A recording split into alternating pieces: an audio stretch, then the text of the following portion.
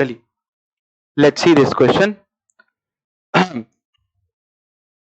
Green, चलो if sign ए बराबर sine B, cos A बराबर कॉस बी, देन दिस।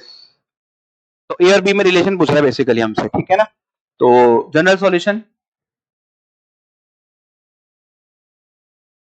बहुत मस्त क्वेश्चन लगता है मुझे ये, इसका सॉल्यूशन बड़ा इंटरेस्टिंग है, ठीक है। अभी दोनों इक्वेशन एक साथ ट्रू है, ठीक है ना, तो इसका फायदा उठाएंगे अभी हम। चलिए, तो दोनों इक्वेशन एक साथ ट्रू, इसका मतलब sine A minus sine B, ये वैल्यू 0 होगी, and cos A minus cos B, ये इक्वेशन भी 0 होगी, ठीक। तो साइन ए माइनस बी का फॉर्मूला तो हमें पता ही है, क्या होता है formula, 2 cos A plus B by 2 sine, ओ साइन बोल रहा हूं, कॉस लिख रहा हूं, बताओ, sine A minus B by 2, ठीक, ये होना चाहिए 0।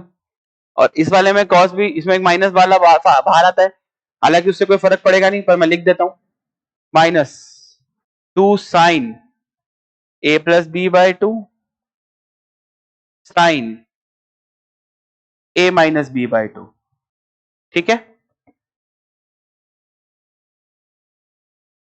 तो अब क्या हुआ,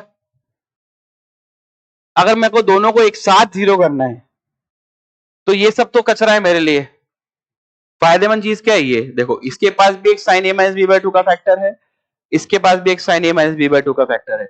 इसका मतलब अगर मैंने इस फैक्टर को 0 कर दिया, तो दोनों इक्वेशन एक साथ 0 हो जाएंगी, यानी कि दोनों ऊपर वाली इक्वेशन एक साथ ट्रू हो जाएंगी।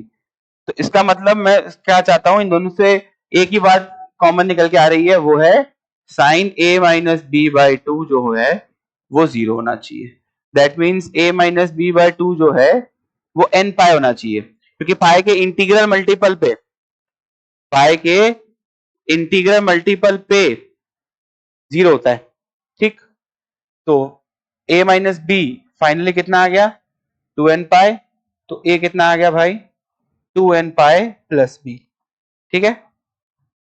चलिए, कोई ऑप्शन है ऐसा, a is equal to 2n pi plus B, बिल्कुल ये रहा, ठीक है। चलो